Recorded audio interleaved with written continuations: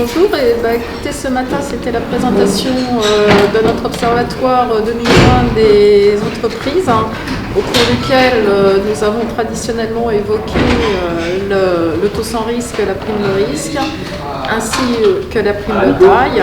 Et cette année, nous avons fait un focus aussi sur la difficulté d'application d'IFRS 16.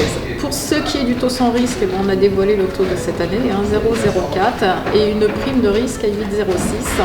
Et nous avons surtout expliqué à notre auditoire comment nous avions déterminé cette prime de manière effectivement à partager avec eux notre méthodologie de cette année.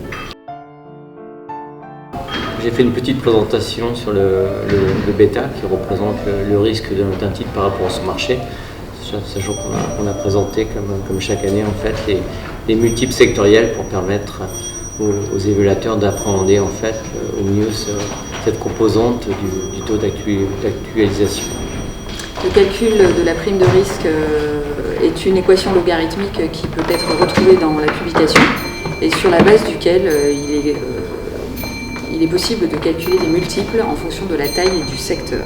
Bonjour, alors cette année nous n'avons pas été en mesure de présenter les multiples d'EBITDA, ni même ceux d'EBIT de manière détaillée comme nous faisions les années précédentes compte tenu de l'entrée en vigueur d'IFRS 16. Cependant, nous présentons et nous avons présenté toute la démarche à utiliser et à suivre pour être en mesure de calculer des multiples à des bits pertinents.